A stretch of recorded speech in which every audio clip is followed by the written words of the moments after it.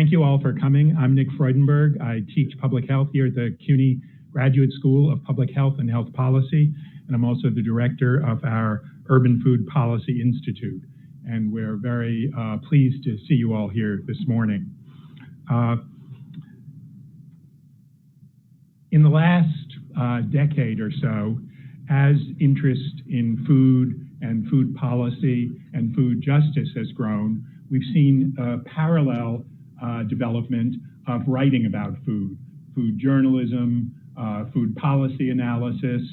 And in the Urban Food Policy Institute here, we've recently started thinking about what are the appropriate relationships between the growing interest in food writing and the growing interest in food policy and food justice. And that's what led us to convene this session today.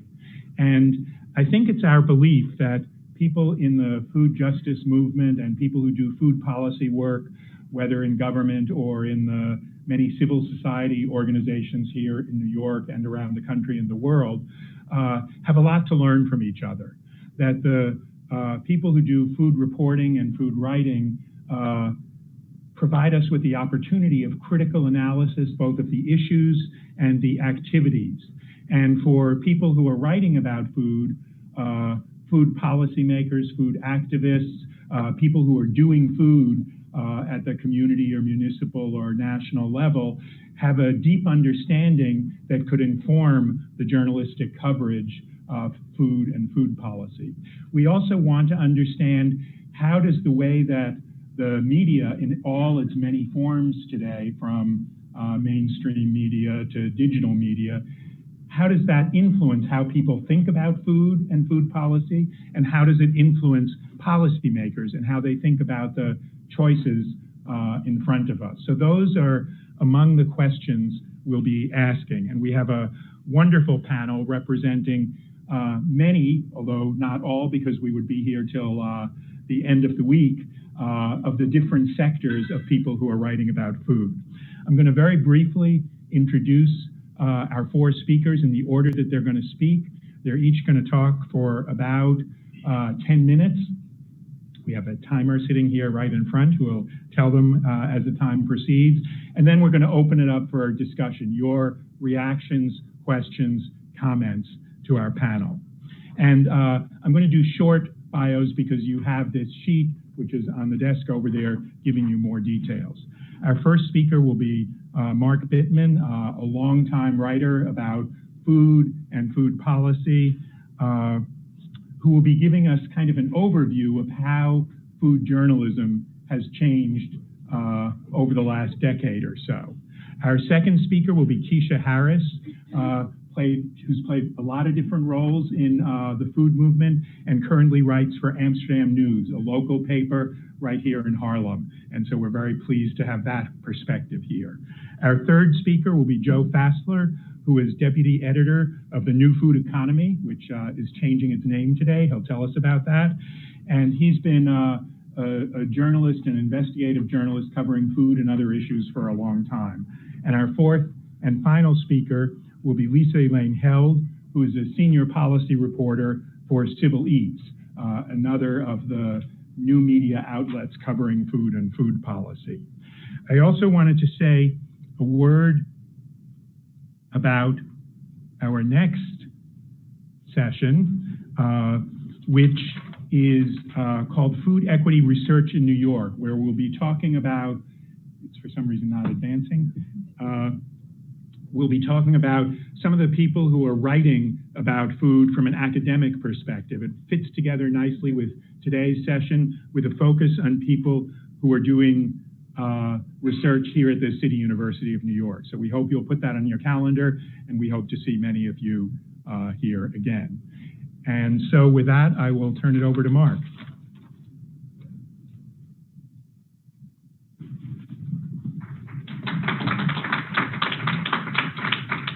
Hi, all. Thank you, Nick.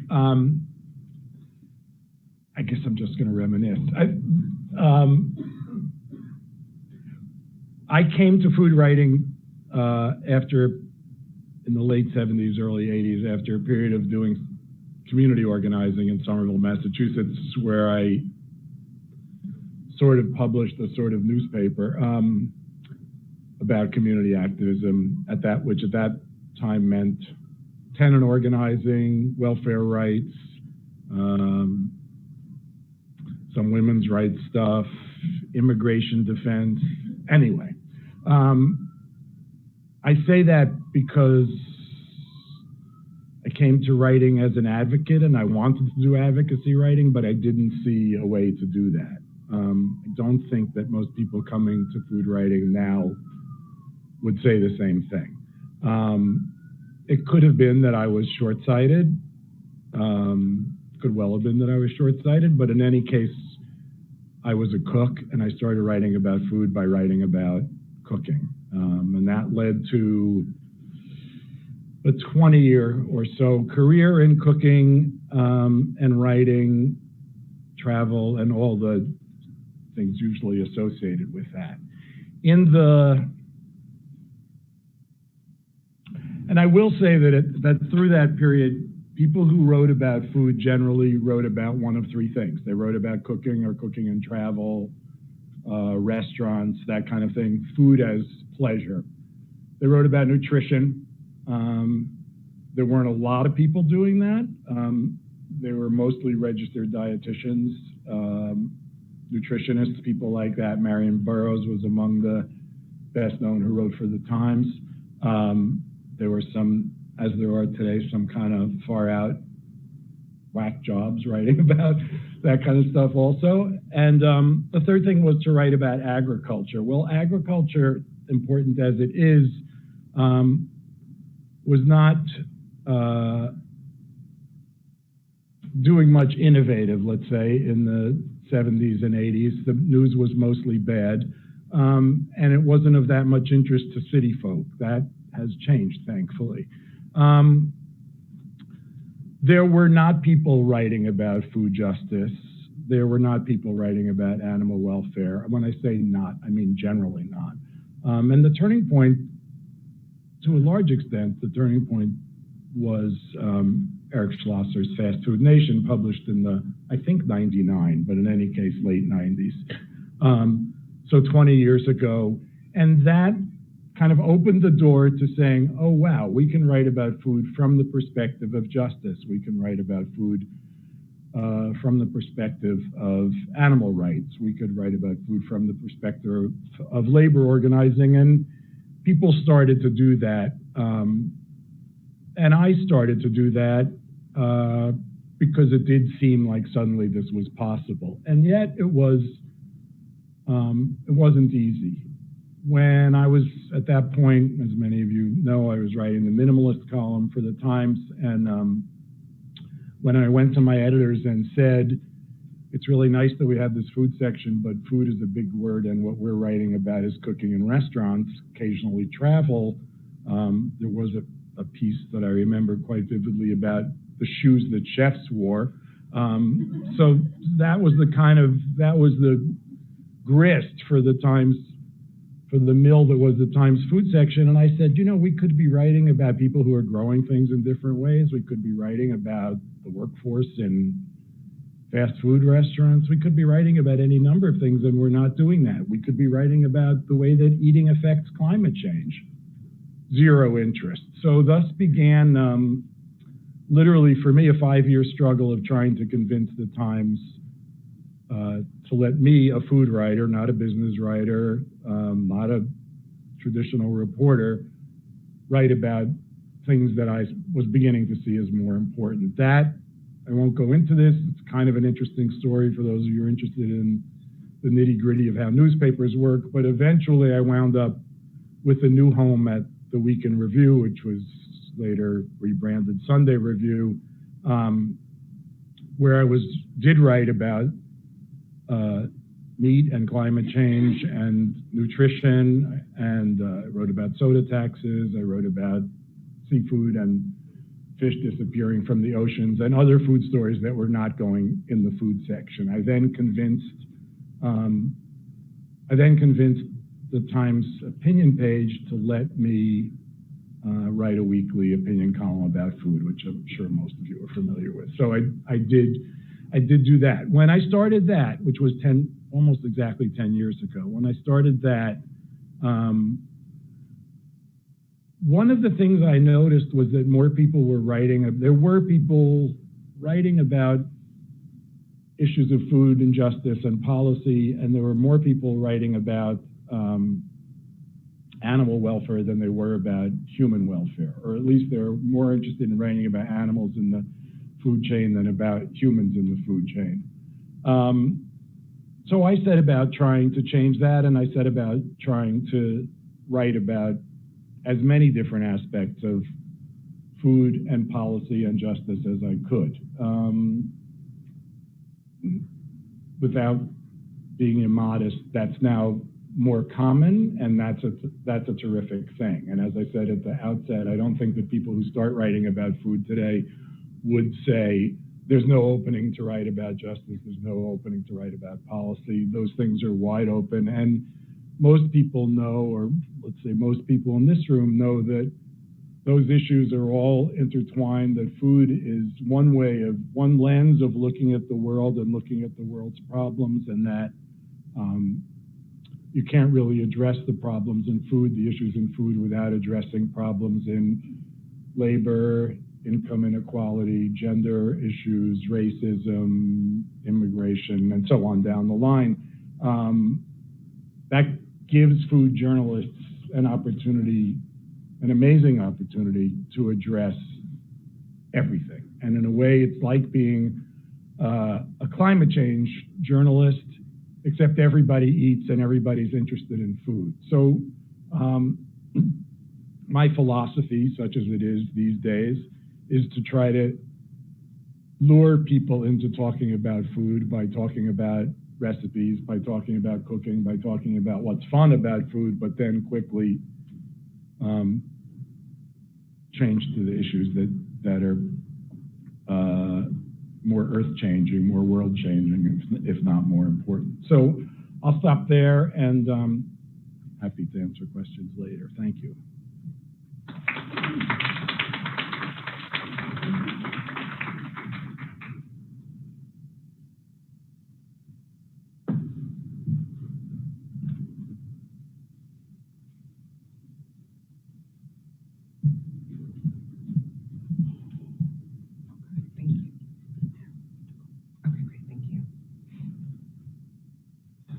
Good morning, everyone. The simple act of that is tremendous for me. I am born and raised in Harlem, and I recently have 2 dogs that I love so much, and I find myself out in the street every morning, and I'm supposed to be out there every morning, walking my dogs, and the simple act of good morning is a sign of community, of togetherness, that we're here in this moment together. So when I say good morning to you, that's something that we do in Harlem to let everyone know that I'm here for you, and hopefully you are here for me. So thank you, and good morning again. Good morning. Thank you. So I'm Keisha Harris. I am the owner of, let me get my slide up. There I am. I'm Keisha Harris. I'm the owner of Shop. It's a personalized food service business that I started about 18 years ago. For all my Yiddish-speaking friends, that came to me as an epiphany in the morning, it's the idea of shopping and shopping for people. I wanted to create something that was really dynamic. I'm the food editor for the Amsterdam News, which is the oldest Black newspaper in the country, over 100 years old. I've been writing for them for about in my 15th year of writing. I'm a copywriter, copy editor. I write copy for food products, and food consultant, culinary producer. I work on food television. I helped Melba from Melba's of Harlem write her first cookbook for Simon Schuster, which was a wonderful experience. And I just came off of a great opportunity in Atlanta working for a show as the culinary producer for the show called Hot Ones. I don't know if anybody's heard of it. It's a YouTube sensation. So they made a game show out of it, and I shot in Atlanta, and it was a tremendous experience working with very talented people. Most importantly, I am the associate producer for Harlem Eat Up, which is Harlem's premier Food Festival. We're going into our 6th year. I'm super excited. It's an opportunity to really highlight local food makers, local artisans, and show what they do. So as someone that's born and raised here, it's such a great opportunity to translate that and share what they do and why they do what they do. So some fun food facts about me. I love Asian and Mediterranean food, and I think that's probably partially due to Mark Bittman over here, because his recipes are so simple, and I just love that. My favorite candy is gummy bears, Haribo. If anybody is asking or wants to get me any, that'd be great. And then I could write a cookbook about dark chocolate and banana. I mean, I love that combination forever. So what am I doing here today? I feel like I'm a soft journalist, so I'm not out there, busting down doors and, getting the hard facts. But I think what I do is I do something on a micro level. And I think speaking to what Mark said about, how you softly go in there and then get to the harder facts, I think that is what I do. So let's move on. So this is my view, my childhood view. I grew up on 147th Street and Lenox Avenue in Esplanade Gardens, and I was on the 25th floor, and this was my view every day. And so for this is one of the things that really fed me as a person. Every day I got to see iconic things from Harlem in the front of Central Park and the skyline of New York City. And as a kid, it just gave me hope that there was something bigger out there for me. And I embraced my community. My mom was born and raised on 112th and Lenox Avenue. And so these iconic things, rest in peace, Lenox Lounge, that's a travesty, by the way, if anybody really cares. This public fish market on Lenox Avenue, and of course Sylvia's. I grew up, before it expanded, I grew up sitting on the stool of Sylvia's eating fish and grits and getting yelled at by my mother. But that's fine. But I knew that there was more out there for me, and I knew that I needed to take kind of like the road of college and all of that, but I was always seeking something else. So the things that have really shaped me is I forgot when Working Girl came out. I saw Melanie Griffith in this gray suit with a briefcase, and right then I didn't know what I wanted to do, but I wanted to be a business person, whatever that was. And what I learned from that is that the thing about business is you could take it anywhere, and that is how I kind of moved myself towards going to Wharton and working and finding jobs and interviewing and all that stuff. I also decided I was going to move to Los Angeles from New York, obviously. And I lived there for 2 years. I had a dream to be the first Black female film producer. And I got out there and I loved the life. But I got out there and it wasn't for me. It didn't speak to me in the way that music did to me, and the way that I kind of embraced working with creatives. And so I came back to New York. I got into advertising. I worked for Russell Simmons' advertising agency at Deutsch, which was a great opportunity to learn about business. Again, the kind of the essence of who I am, the kind of core competence. The one thing we learn at Wharton is that you figure out what your core competence is and you feed out from that. And so that's one of the things that really helped me coming back and working with really, really great brands. And then, of course, there's travel. I think that I had a very limited idea of what it was growing up in Harlem and going to school on the Upper East Side, having a really nice diaspora of friends, even through college, but then kind of taking that and learning about myself as I moved through the world and learning about the country and learning about food and learning about so many other things. So, this is just the short list. Hopefully there's more to come. So how I bring this all together is, for my writing, I was asked, had my business for about 2 years, and my editor, who is someone I went to elementary school and high school with, and the publisher is someone I went to, Eleanor Tatum, I went to elementary school with. The editor asked me, she said, well, do you want to write? I said, who wants to write? I want to, whatever.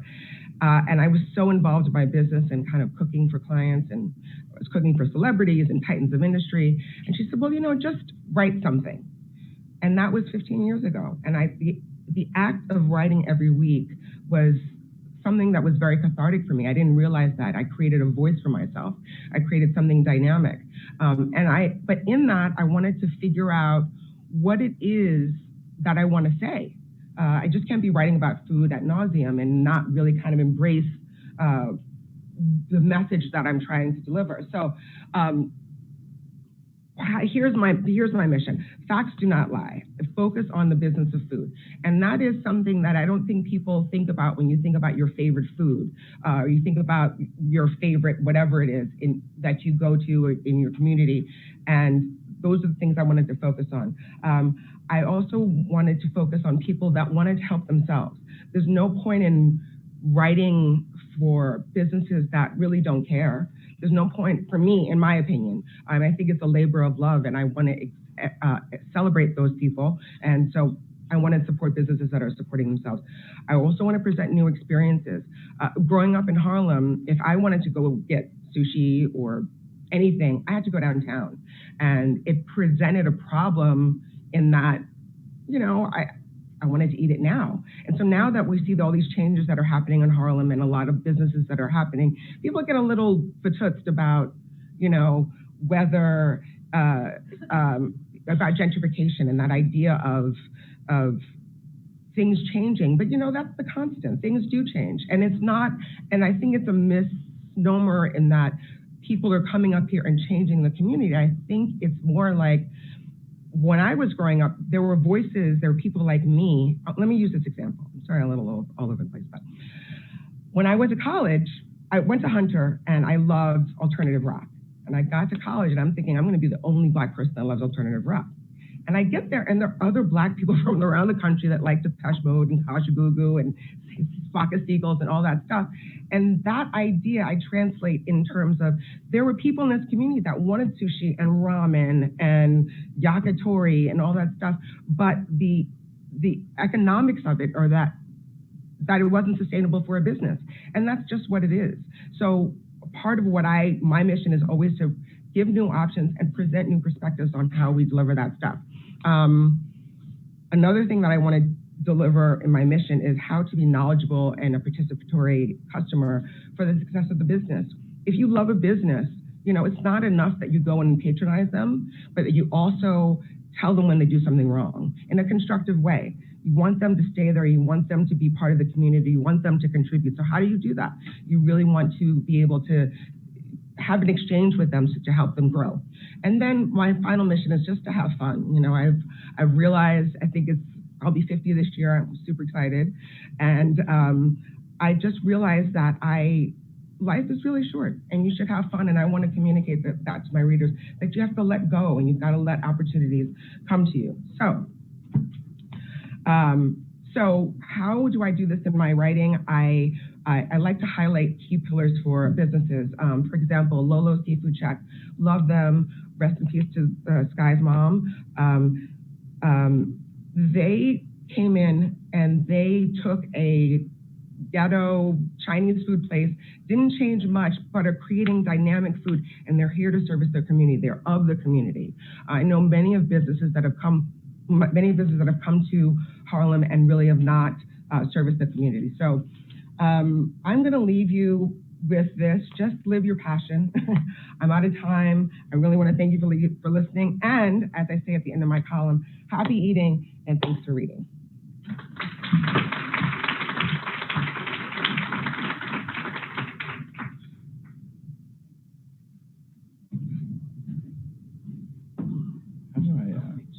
Okay, cool. Great. Oh no, I see that my beautiful fonts that I put here did not translate, so just keep in mind this looked really designy and great. I think now it's Arial, but it's familiar. I'm Joe Fassler. I am the deputy editor of The New Food Economy, and actually by the end of this presentation, that will no longer be my job title for reasons I will explain. We are changing the name of our publication. That's part of what I want to kind of get into and where we see it was a way and a response to the existing food media landscape, which is kind of what I'm talking about today, and how we select stories. So Mark kind of got into this before in a really lovely and comprehensive way, but just because it has to do with where we sit, I just wanted to say a little bit about the history of food media. I would argue that it's been this kind of division between business and pleasure. So on the business side, you have the trade press, you have business press like Wall Street Journal, talking about overarching kind of economic stories. You have, to an extent, policy coverage in a kind of Capitol Hill wonky way, more traditionally. Food trends, and even exposés. So this is intended towards the consumer, more than, say, the trade press is, but is really focused on kind of revealing the sort of underpinnings of the reality of food. And that's, from The Jungle to more recently Fast Food Nation. There's a long tradition of that in food media. Then kind of on the other sort of more general public-oriented side, you have health and wellness. You have profiles of chefs and interesting, slice-of-life stories about characters in food. Of course, restaurant reviews. Of course, recipes. Local eats lists. And more recently, this sort of genre of food porn, which is, it comes from the glossy magazines, but now we have it on Instagram and just celebrating the sort of tactile, gustatory beauty of food. When we started the New Food Economy, it kind of came out of a very different impulse. And that was a very interesting idea that our founder, Jeffrey Kittay, had before we even had a magazine, about the existing media offerings for people who work in food, whether they're farmers and ranchers or chefs or advocates, policymakers. He had this insight that those people didn't have really one common thing to read, and that their reading habits and their media diet was sort of highly segmented. And you can see that. Here's just a couple examples of the trade press and how specific and niche it can get, right?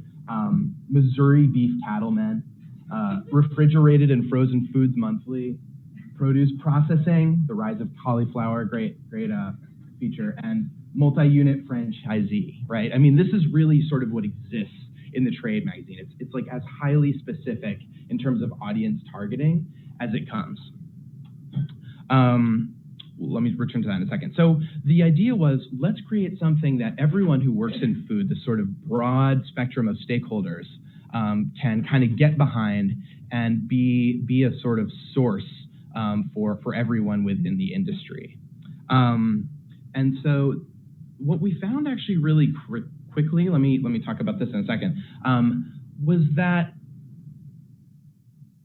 though we were founded as kind of a trade publication, the people we were talking to in food did not necessarily want another trade publication. What they wanted was something that reminded them why they were doing this work in the first place. They wanted great storytelling. They wanted interesting characters. They wanted meaningful, impactful reporting that would give them the lay of the land and help them kind of have a strong sense of what American food is and where it's going and the forces driving it. And in that regard, actually, we came to realize very quickly, also because our reporting started to kind of gain traction with a more general audience, is people who work in food in this sense are not really that different from the public. In fact, we all eat, we all share a stake in food. And so our general interest readers and our sort of food industry readers were actually not all that different in the end. So, I would argue, in addition to the sort of business and pleasure dichotomy, there's been this other sort of producer-consumer dichotomy in food media as well. Well, on the one hand, you have the trade press and the business press, and on the other hand, you have food porn, restaurant reviews, this kinds of things. Really different audiences, and in fact, completely different universes. If you look at the concerns of, a trade magazine pitched for cattle ranchers, they really have nothing to do with what you might see when you're like looking at brisket on Instagram or reading something like Food and Wine. I mean, it's a completely separate universe. So we kind of wanted to take these silos and explode them a little bit. And it seemed like a good time to do that because in today's food media landscape, the distance between producers and consumers, I would argue, is shrinking. In order to go to the grocery store, you have to have some sort of basic knowledge about agriculture, actually. There's all these claims about organic and regenerative agriculture, GMOs, and you are expected to sort of, as a consumer, have some basic facility with some of these ideas. And in fact, there's a huge intellectual hunger and interest in learning as much as possible. And we're all kind of mini food policy experts in a sense. I do think that the level of food issues literacy is very low, but the sort of instinct is there.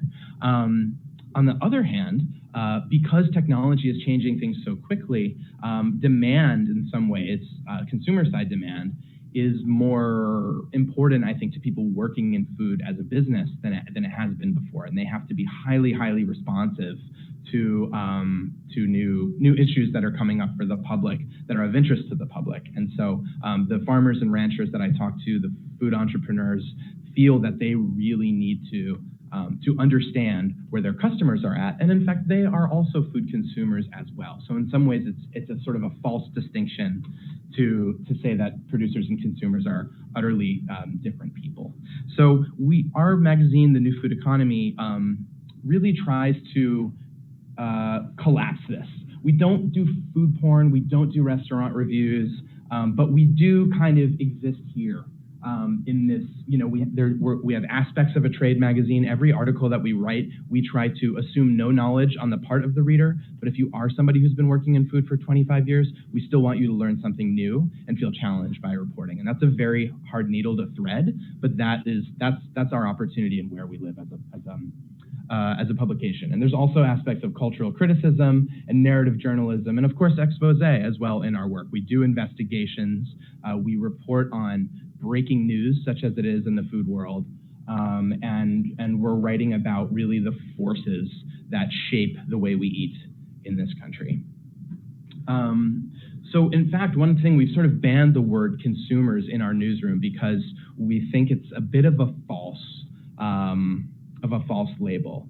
In that, people involved in agricultural production or food business, they also eat.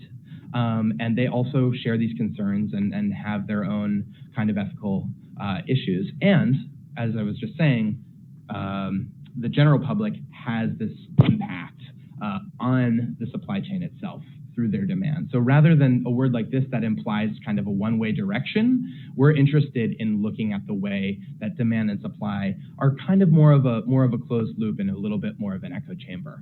So instead of words like consumers, we just tend to say Americans or the public.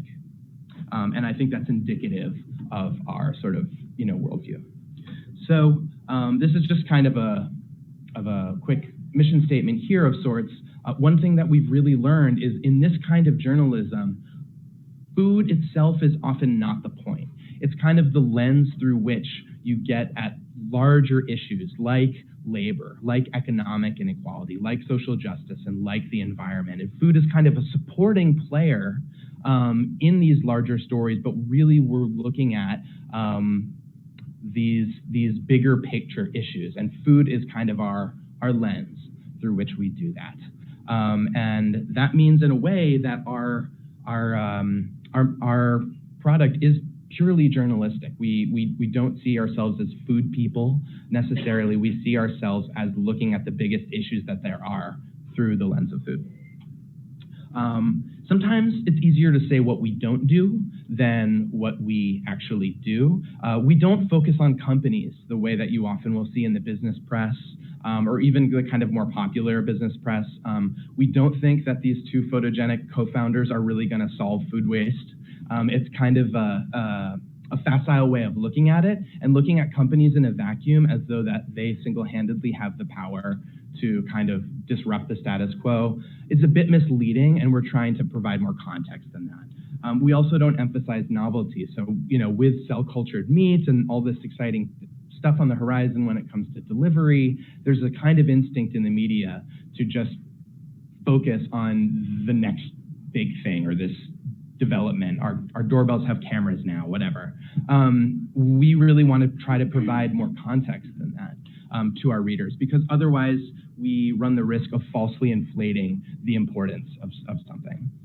We don't do food trends just on their own. There's, not like pickling is in this year, or that kind of thing, which you do see a lot in the trade press and to an extent in the more popular press. We do trends when they're have more sort of meat to them. So if there's a trend related to, usually it will have a policy basis.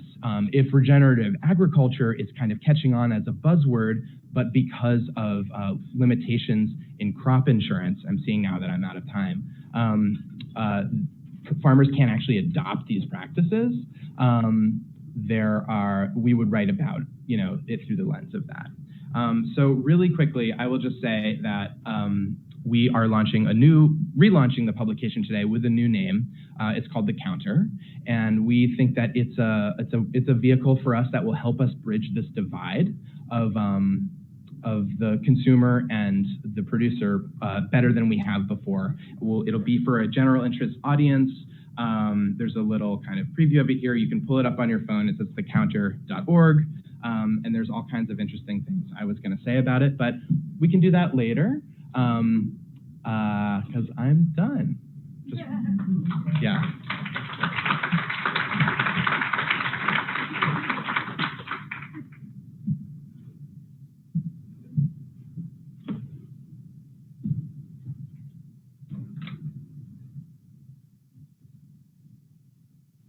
Great. Hi, good morning. I'm really excited to follow Joe. I didn't realize that you don't use the word consumer at New Food Economy, now The Counter. I hate the word consumer, and I try to avoid it in all of my writing. It doesn't always work, but I'll get into why. So I'm Lisa Held. I'm a freelance journalist, and I primarily cover the food system, especially food policy, and the connection between agriculture and the environment. So my main gig, I guess, is the senior policy reporter for Civil Eats.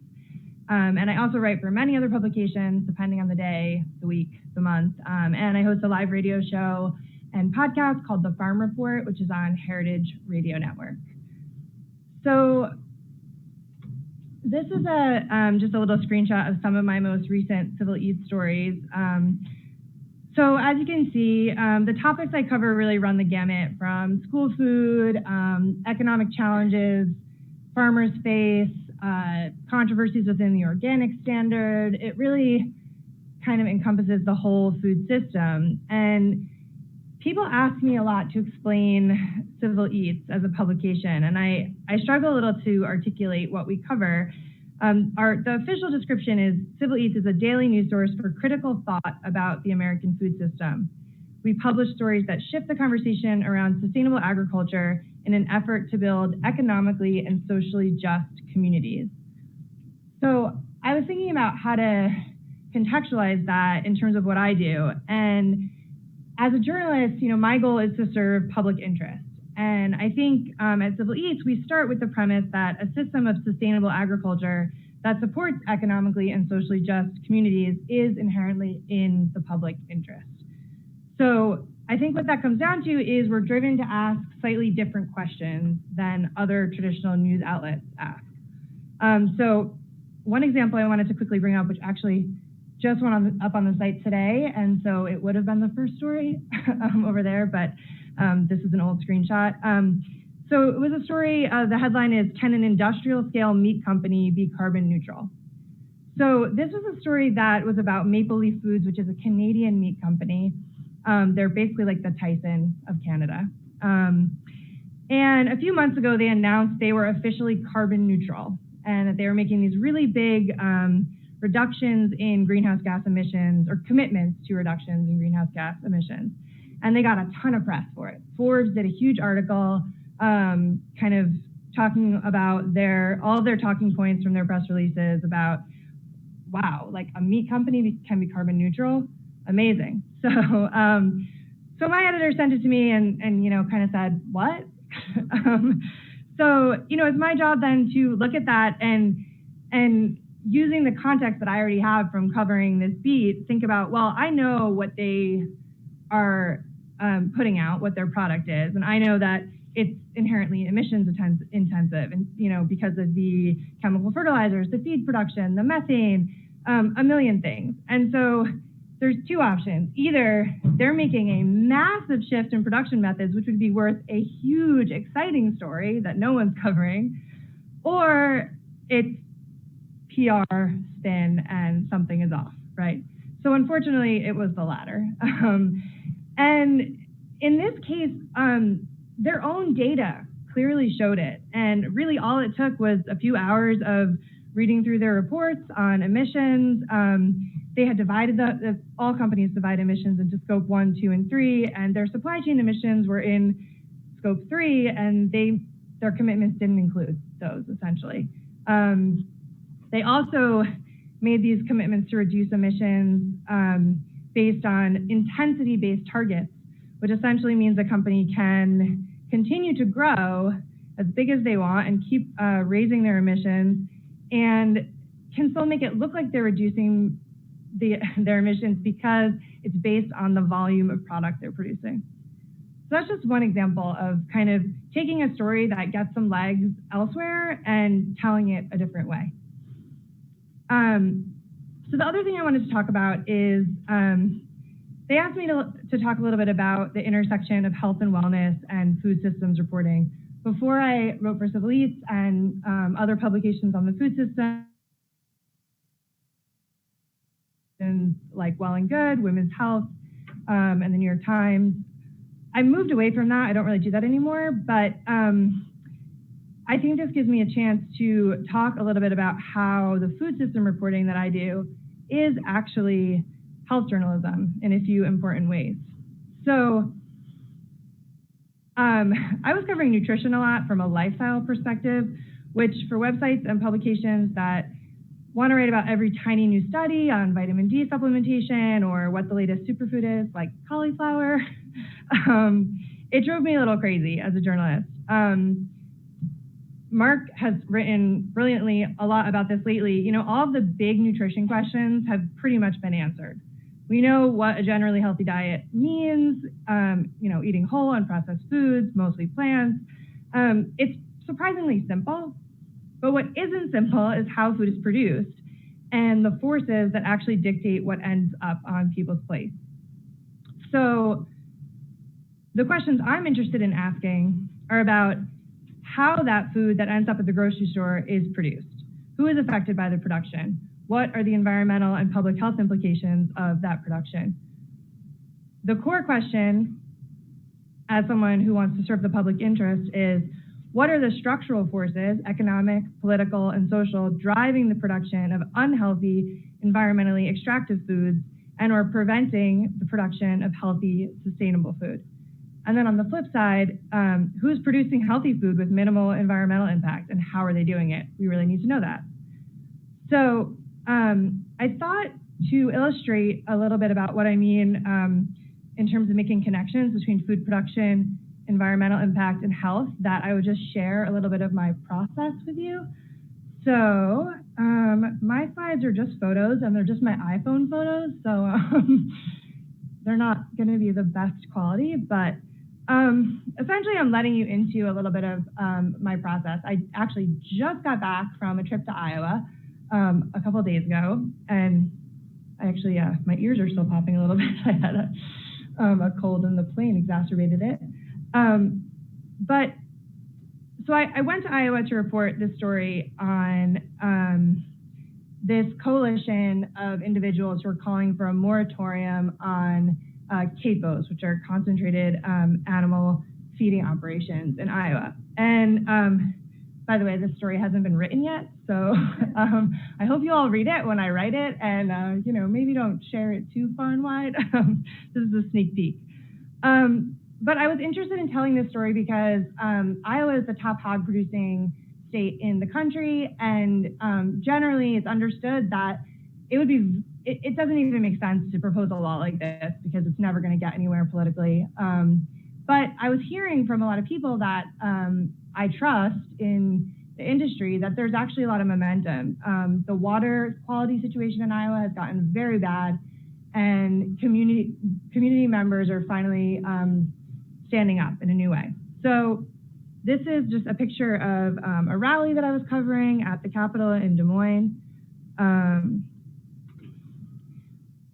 All right, so this is outside of the city, as you can tell. So, I mean, this is just an example of the kinds of things that without journalists who cover the food system, or if you don't live in rural Iowa, you're almost never going to see these facilities where hogs are produced in confinement at an incredible volume. So these barns are probably, there are at least 2,500 hogs in each one, maybe more. Those are pretty big compared to others that I saw. But essentially, I was driving around and looking at the landscape and seeing how many of these farms had been built in the past 10 years and the impact that they were having on the surrounding communities. Which I wanted to really, oh my gosh, I'm out of time already. Sorry. Okay, so let me just say, like, the connection I wanted to make was that I'm telling stories about food production, and then I'm bringing in people. And so this woman is Linda, and she lives right next to this hog CAFO and can't go outside in the summer because of the smell. And her husband is a fisherman, but they can't eat the fish because the water's polluted. Essentially just illustrating connections between this kind of food production and how it affects real people and their lives. I had a lot of other pictures, but if you want to see them, I'll show you on my phone. Thank you.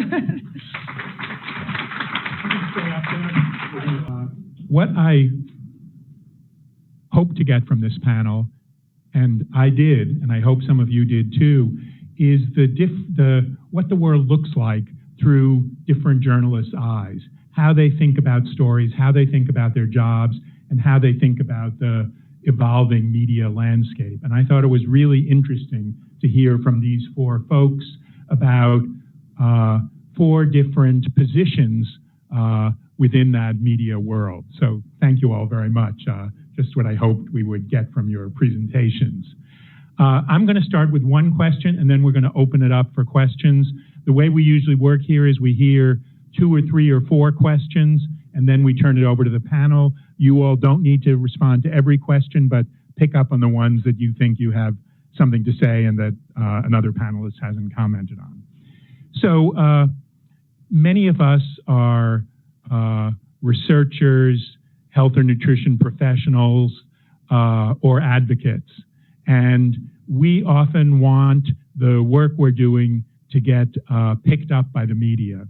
And so from my perspective, it would be useful for those of us who wear those hats to understand how a journalist decides what stories to cover around food. So that's my question, to hear each of you say just a little bit about what makes a food story interesting to you, and how do you decide, of the many stories that you hear about, that you read in the papers, that people like me pitch to you, how do you decide what to follow up on and what to ignore? I'll begin. For me, it's a labor of love. I'll just say that. I'm not getting rich from writing about food. So it's things that interest me. I mean, if I'm living a life of passion, I want to feel good about it. I want to feel like there's something compelling that I can share with my readers that's above and beyond what they expect to read from in the paper. Historically, the Amsterdam News is a very civically active newspaper, and mine is kind of light. But again, I use that medium to talk about what's behind the thought, and share a new perspective, and have my readers be more engaged. So it's myriad stuff, but it has to, the core competence of it has to be a message about the business of food. That's what I focus on. So this is one case where being a national publication with a national audience is helpful, because it helps us sort of have to think really critically about what stories we take on. And we get a lot of great pitches that kind of have to do with a business in a given city doing something interesting. And the conversation we always have to have editorially is, does this have national implications? And we love to cover stories that are set in specific settings with memorable characters. But in order for it to really be something, that we would run, it has to be interesting and relevant to someone living in New Orleans as it does to someone in Kansas City or Los Angeles or New York. And so that typically means that our stories, again, are not just about the food itself or not just about an innovative business idea, but have to kind of link up to some larger idea about inequality or labor or policy or any number of the kind of big picture issues that we cover. And typically that has to do about why American food is changing in some way that our readers should know about, or why it's not changing but could be if the sort of parameters were different. So it's always a conversation, but that's kind of where it begins for us.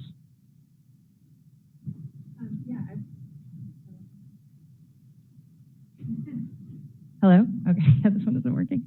I agree with that. I think about it in a similar way. I would just add, I guess, just impact on people. I think I get a lot of pitches about new studies, policies, and it's not always clear what they mean in terms of how they'll really affect people's lives. And so I'm just always asking, like, okay, you're telling me this thing is happening. What does it mean? Like, put it into context. And yeah, who are the characters that are affected by it, and what does it mean for their lives and therefore readers' lives? For me, it's always been either curiosity, I just can't resist the story and I want to know more, and then in more recent years, it's been can I see a way in which this moves the needle a little bit? And as I said at the beginning of my little presentation, I'm interested in advocacy journalism, so I want to write about food in an attempt to make food better. So that's an incentive for me. Great, thank you for that.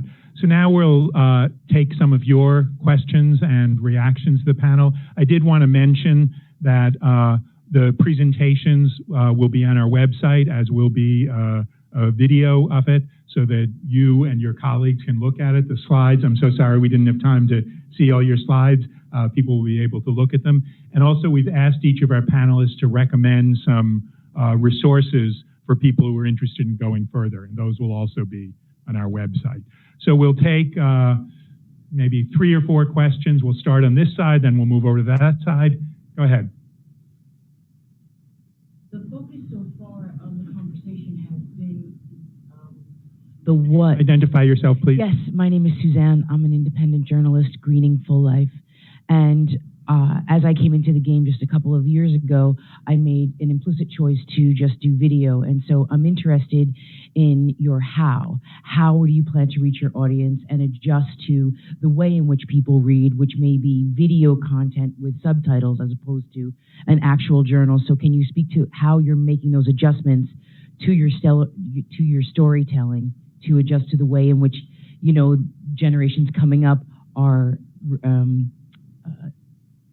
processing and taking in this information? Great. Other questions? Jan? Yes, I'm Jan Poverty. Mark mentioned doing this for the impact, and I'm just curious for all of you about how you assess the impact of it. Once in a while it's clear you write something and a law is changed. Otherwise, how do you assess the impact? Other questions on this side? Yes, Dennis Derrick from Corbin Hill Food Project. And I guess I'm speaking from a different lens, and that is the lens of a Black community. And I'm asking about the reframing of many of the issues in which I see, other than the word inequality in one of the slide presentations, I really am talking about how do you reframe pieces. So I'm very pleased to see that folks are getting rid of the word consumer, because it has such a negative connotation in the Black community. We're not economic citizens. Therefore, we cannot even talk about community wealth building or any of these kinds of stories that are so important and critical to what we do. And so when I talk about reframing, it's no different from talking about crack being something you go to prison for, or opioids in which you now need some medication and can institutionalize. And so when we think about food and the Black community, I see nothing really reflected in terms of other than that word inequality there. And I give one more example. The 301 policy decisions in New York City that CUNY has put out in terms of their 10-year study indicates that nothing has changed. And so one has to question the kinds of questions you want to ask, and that is, what has changed around decision-making? Where does power continue to rest? And what is the role of truly community engagement in which they're part of that decision-making process as opposed to being consulted? Great. So 3 questions. How do you decide what medium to use and how to use it to tell a story? Something about assessing the impact of your coverage, and what are your thoughts about reframing, particularly around racial and social justice?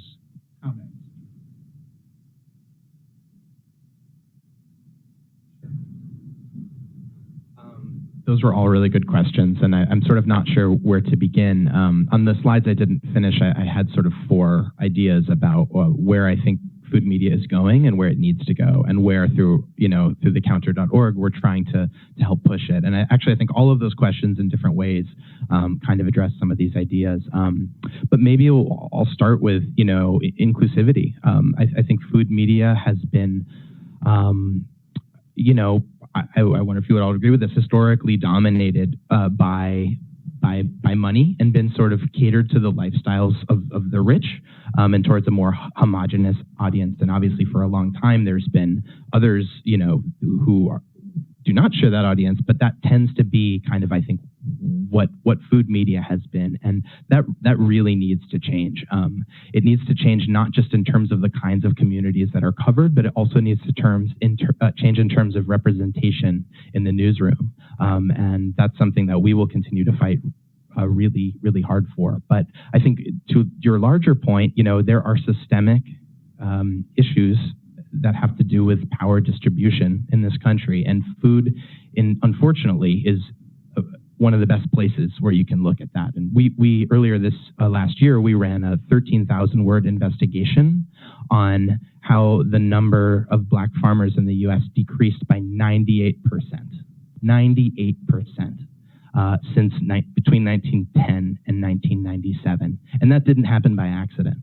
That happened because of farm loans, which are sort of, the life's blood for farmers, have been denied to Black farmers. It's still happening for prejudice reasons in this country. And there has been a lack of access to capital that is rooted in discrimination. And so you actually can't tell the story of American food without telling stories about power and inequality and race. And policy. And so that is something that we aspire to do as journalists. And I think it's an incredibly important aspect of the conversation that, people like the people on this stage have been fighting for to really improve the quality of the reporting that's out there. I wanted to share about the medium that you choose. I think that since I've been alive, I remember the first Macintosh and having to go to the computer room in college. And just the ease of information that you can get, I think you should use everything. I don't think just using video, I think video is great in communicating a story, but I think there's something about the word on the paper, about being succinct with thought and delivering a message that's accessible for everyone. I think there's value in social media. I think we get a little consumed and a little detached from what's happening. So if we can see an idea reinforced in all ways, I think that's how we get the message across, and that's how we speak to people of all ages. I guess I'll try to speak quickly to all 3 questions. Dennis's. I do think that things are changing and have changed. I think the focus in food journalism, or a focus, an enhanced focus in food journalism on labor, when 8 out of 10 of the worst paying jobs in the United States are in the food industry, which is of course largely dominated by black and brown people, is a sign of that. I think Joe's point about focus on African American farmers is important. There are other ways too. It's probably not enough, but it's happening. Video question's interesting because I personally can't stand getting my information from video. It's like, to me, seems like the least efficient way possible to, you can read a 1,000-word piece in the time that you watch a video that has 100 words in it. But I was dragged kicking and screaming into the video world 20 years ago probably, and it was fun and good and all of that. So I'm of two minds about that. Jan's question, it's really hard to measure, takes years. You might think that something you're doing is important, and you might see nothing, and then 5 years later you realize, oh, it really was important. Or you might think that something you're doing is just sort of a one-off, not that interesting, and suddenly it's the center of attention. So it's hard to measure. It's really hard to measure with real statistics. Quantification is almost impossible, but if you stick around long enough, you can, I mean, you know this.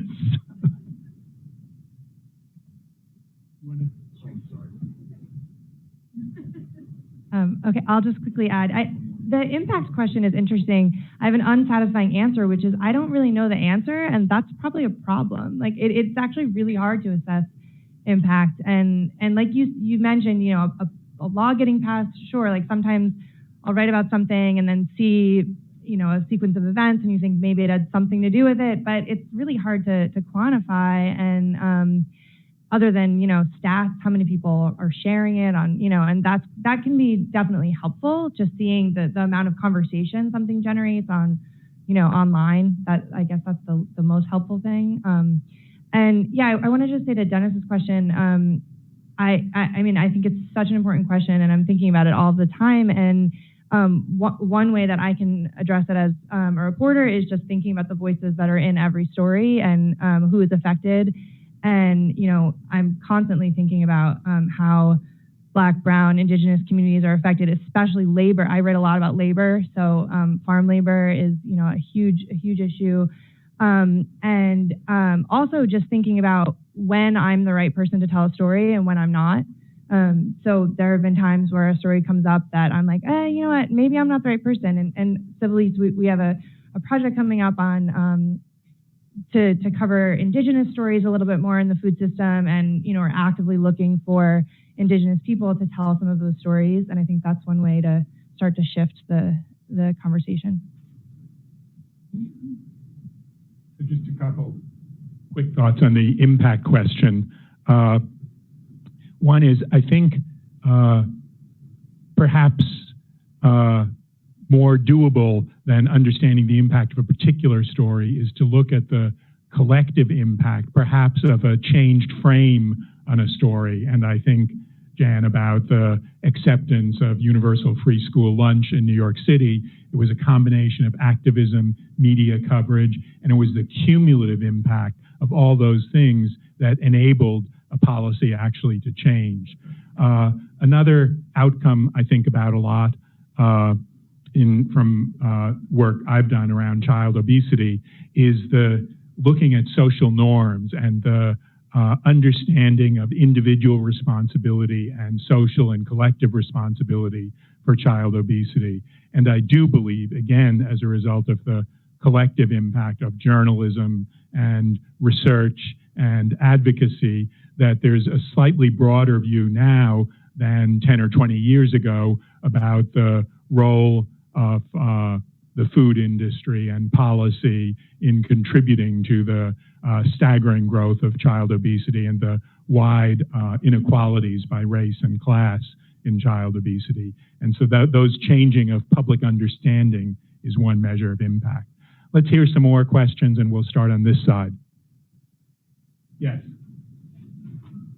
Someone will bring you a microphone in 1 second. And please introduce yourselves.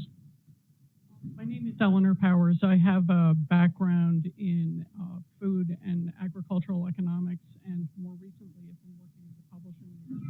A little louder, put it close to your lips. Apologies. I have a background in agricultural economics and food policy and have been working more recently in publishing. And I'm interested in publishing industry structure and how it relates to the ability to move the needle on food policy. Because it seems to me that a lot of food policy issues are very local in nature and that you need to get voters behind immense investment, say, in food sustainability in the food chain. And what is happening with the collapse of local agriculture is if you want to focus on a topic as a journalist, you either have to go to a specialist publication that's only going to reach people who are heat-seeking, incredibly interested in that topic, or you go to a national newspaper that's willing to support that endeavor that isn't being read locally necessarily, and is maybe not moving the needle on local journalism. So I'm kind of interested in this kind of structural and resource issue that I see opening up in local journalism and the ability to move policy. Great, thank you. Other questions? All the way in the back.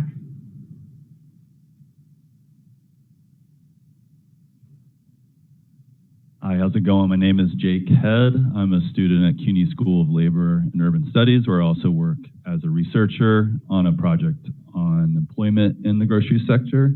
Thanks for this talk, it's super helpful.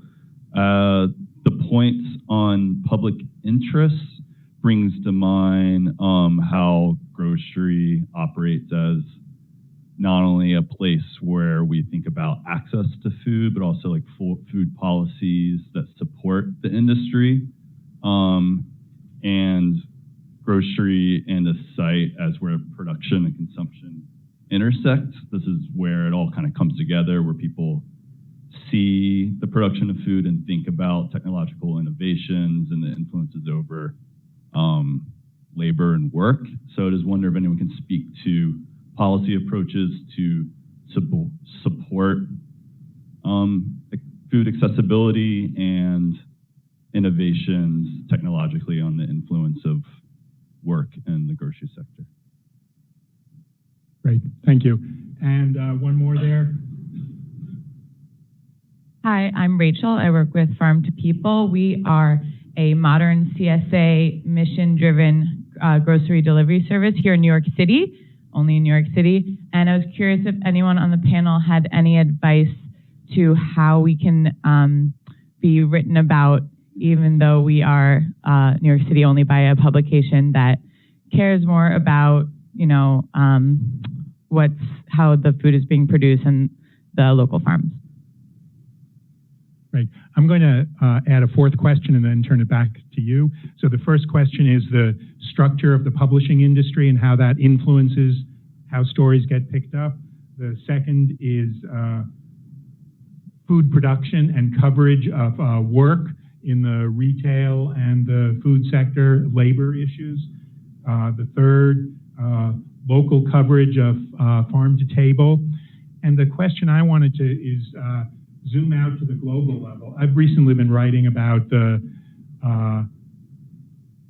how 21st century capitalism has created a food industry that's changed the world diet to one of increasingly ultra-processed food that is really making people sick and making food the primary cause of preventable deaths and illnesses. And how do you cover such a huge topic in a way that makes sense to readers? So if any of you want to comment on any of those four questions.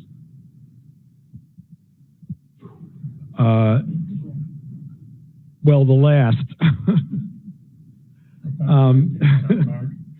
I mean, as I said, this is the third time I've said I'm interested in advocacy journalism, and often when you go out and speak to people, especially a not so well-informed crowd as this one, people will say, well, what should I be doing? What should I be doing? And that is the question. So if you're looking at, you know, the kind of world-beating issue that Nick just raised, which is the fundamental question in food, which is that a lot of food that's produced and sold is not actually food, but closer to poison in its nature. What are you going to do about that? And that's not a food issue. That's a social justice issue, and that's why we're seeing this kind of conversation about what is food. And I think it was Joe said before, food is almost not even really the point. The point is, how do we structure society?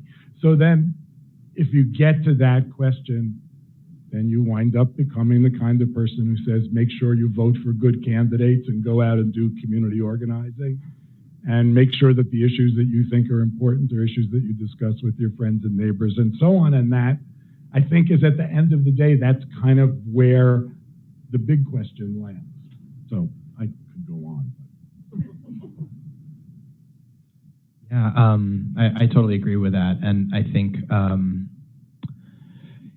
it's challenging because if you mentioned the issue of food access, and one thing that I think the sort of critical literature around that, scholarly work around that issue has sort of come up against, and which we now face as journalists, is access to food is actually, in the US at least, is actually often not the problem.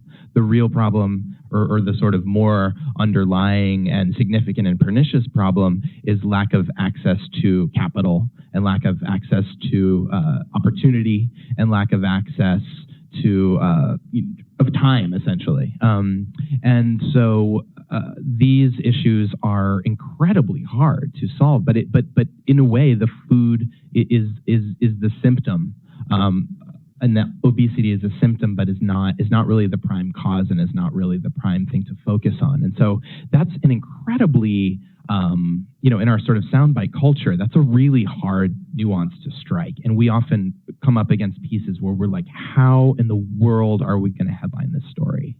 Like it's so delicate and complex and nuanced, and it's really hard. And I think what we try to do is find ways to make these overwhelming topics about the structure of society and systemic inequality interesting and urgent through the stories of individual communities and specific individual people in specific communities.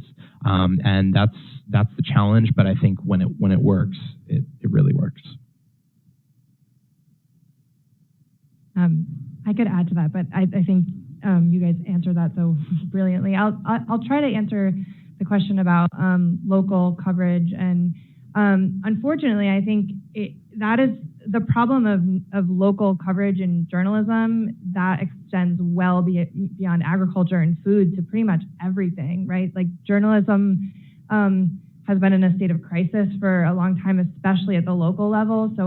So many local small publications have disappeared, and there's even been efforts to kind of revive local reporting that haven't made it. Here in New York, we had DNA info for a while. I'm pretty sure that's gone now. It's a really big problem to get local issues out there, and I think a lot of times how I cover local policy is there's often similar things happening around the country in different places, and it's sort of my job to know that. And so someone will pitch me, actually I just had a guy pitch me on this law in Vermont related to feeding chickens compost. And he said in the pitch, oh, there's something like this also in Maryland and another state. And so then I can think, okay, if I can take these local things that are happening and make it a bigger national issue, that's one way that I've dealt with that. I wanted to speak to you. I have my own business, and I think my biggest thing is it's about skin in the game. If you believe in what you're doing, figure out ways to communicate that to people. You don't necessarily need to rely on local coverage. You can create your own. I think if it's almost like an elevator pitch. You have to figure out what the core competence, what's the mission of what you're trying to do, and why does that speak to somebody. And for someone like me, I'm fully interested in that, and I would want to experience that and write about it from a firsthand experience, because I know I'm a consumer. Sorry, everyone. Sorry. I'm a citizen, and a citizen who eats, and I would like to know more about that. And so if I can then become invested in what you do, then I can be the mouth for you and help you and move that forward. But it's really about you committing beyond the product and embodying what you're trying to be.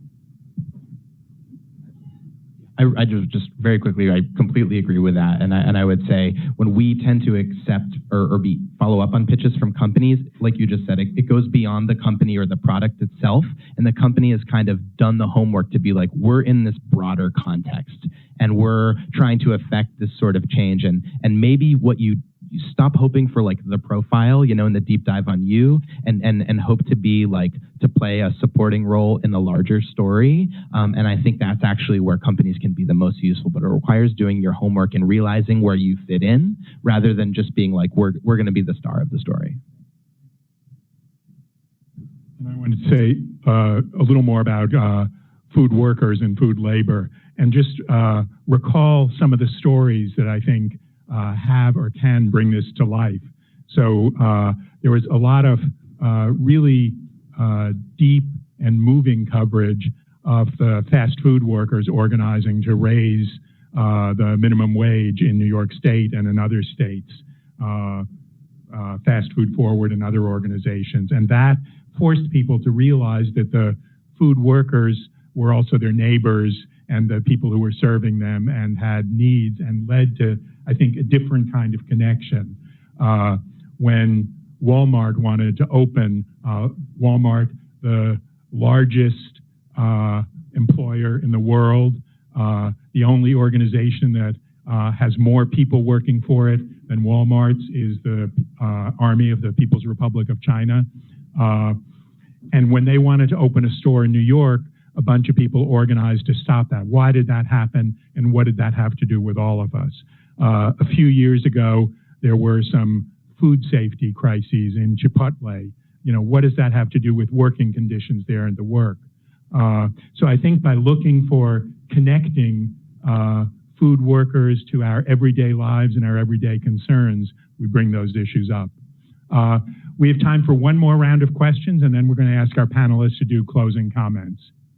Hello, my name is Dr. Ileana Vargas. I'm a pediatrician at Columbia, and I am part of Chapter 3 of the AAP. And we've been working with Liz Achilles in Lunch for Learning. And one of the things that we're doing is we're working together in advocacy to write an article in the Journal of Pediatrics. I take care of children with type 2 diabetes at the age of 8. And I teach medical students and residents. And we need more communication between your stories and teaching medical students and future doctors. It's more of a comment, but I just think that we need to work together more. Great, thank you. Other, all the way in the back there, and then over on this other side. Hi, my name is Samantha, and I'm a journalism student at CUNY's Graduate School of Journalism. Welcome, very happy to have you here. Thank you. Great journalism school. So I'm an avid home cook. I have been my whole life, but I'm finding that a lot of my peers, fellow millennials, are really falling in love with cooking, especially through brands like Bon Appetit and things that are through video and stuff like that. But I'm kind of curious, like, what responsibility food media has to kind of like encouraging that exploration through food while also building like more sustainable habits, and kind of like to build a better future for our earth and everything, while also getting to explore food and, you know, try new things and explore new cultures and stuff. So, yeah. Great, thank you. Jan. This is a remedial question for Joe. It's not obvious to me why the counter is a better stage. Good. One more question? Yes. My name's Catherine. I work for Growing Communications, and it's all of you, I think. Oh, thanks. And I'm just wondering, this is like a very specific question, but do you feel bombarded? Like, would you, in a perfect world, wish to get fewer press releases or media alerts and just like specific pitches? Or like how do you deal with the amount of pitches you get in press releases and so on? Okay, so thank you for your questions. How to reach medical students and perhaps other nursing students, nutrition students, and to connect them to the work we do and to the journalism. How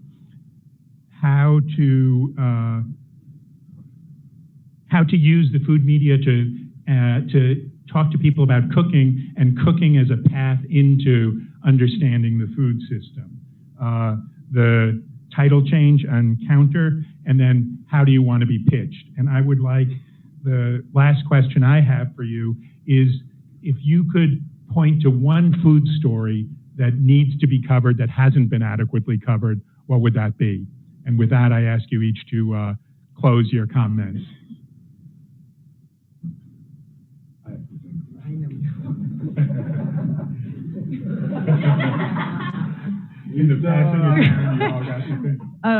First, I'll answer your question. So, I mean, yeah, I think all of us, we get a lot of pitches. My inbox is generally overflowing. The good news is a lot of them are completely irrelevant, and I just delete them. I guess not good news for those people, but someone like Grow NYC, I do read everything that comes in. I would say the thing that gets my attention is when people know who I am and what I write about and the kinds of topics I'm interested in, and say like, hey, you know, you covered this. What about this approach? This is why, you know, this is why this fits into the kinds of things you cover, and that's usually when it's more successful, and you know, building relationships over time. But when it's just a press release that is clearly sent out to tons of people, there's just so many, it can be really hard to keep up. A story that well, actually, I also just want to quickly comment on the question about cooking and getting people into sustainability. I mean, I think Mark would be way better suited to talk about it, but it's a really important question, and I wish more people were asking that. I'm not someone who's ever been in like food media, so I'm a journalist and I happen to cover food and agriculture, but I've never been in that food media world, and I'm constantly asking why the more general interest publications aren't getting those people who care about cooking more interested in sustainability. And actually, Bon Appetit in their last issue did have a whole editor's letter in the beginning that said they're going to be paying more attention to those issues. So that made me really excited. Can I think more about the story? Sure. So I'll start with the counter. We actually have what I think is a really eloquent and just comprehensive letter to our readers. That's on the site right now. If you go to thecounter.org, it's the first thing that's up there, where we do some soul searching about the name and the process that led to that. And rather than talk about that now, I would just encourage you all to read it, because I think it says a lot about not only our publication, but the kind of world that we inhabit in terms of food media right now, and it's very relevant to this discussion. I will say one aspect of it, though, is that the new food economy is not necessarily new anymore. If you look at with Eric Schlosser, which Mark mentioned, and the sort of starting in the 2000s, this sort of burgeoning interest in the larger issues pertaining to food, systemic injustice and the environment and discrimination. Certainly society is not all that different when it was, but there's been a massive cultural shift in terms of people's realization that that food can be about more than just food, and that has itself started to transform the supply chain. So we kind of wanted to mark that progress. In terms of so many good questions. I agree with the press releases. I would say 99% of the outreach I get from press people is totally irrelevant. They've clearly never read my work. They've clearly never read the publication, and it's like an immediate delete. Or sometimes I mark them as spam when I'm feeling really spiteful. So just do that homework and reach out to people, know their work, know their publication. They'll be fine. And then maybe some of the last questions. I would say rather than one specific story, I would make a broader point, which is that most food media reads like it was written by rich people in New York. And that needs to stop. It needs to be about more than just the sort of delights that you can have when you live in a major world city and can go out to eat and can afford really fancy ingredients. Unfortunately, that is the reality of our world at the moment, and our media reflects that. But I think before our world can change, our media needs to change, and we need to have more diversity and representation in our newsrooms.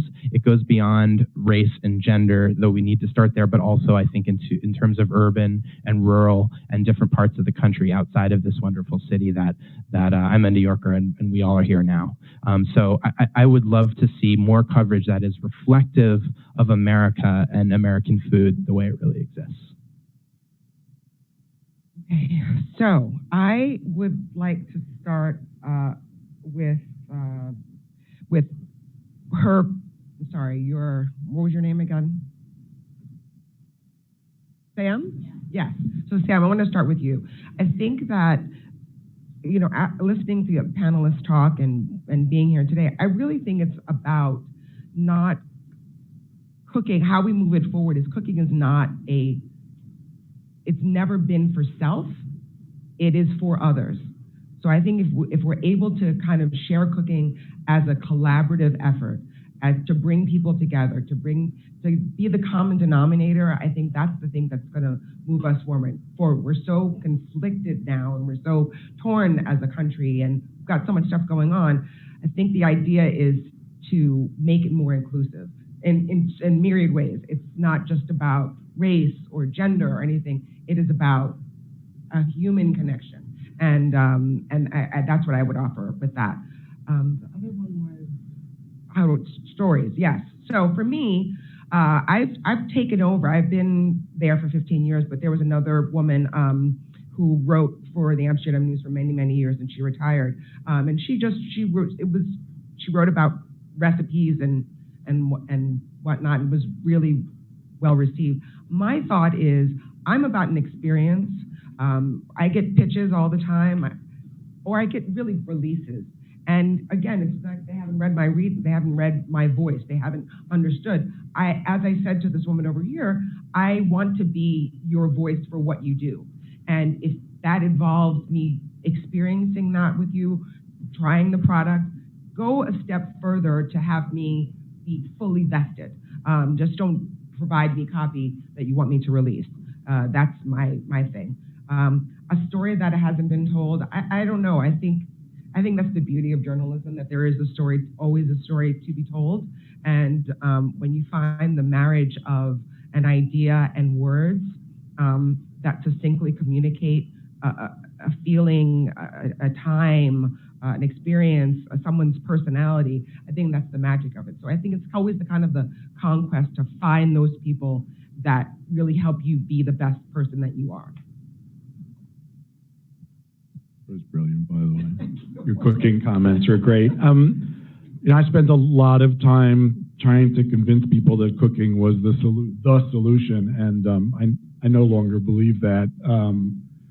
But I do believe that cooking is important, and as Keisha just said, I believe feeding one another is important. Not everybody is going to cook, and that's clear. Not everybody has the time or the will or the desire or the whatever. But it's important that everybody eat, and we have to figure out ways to do that.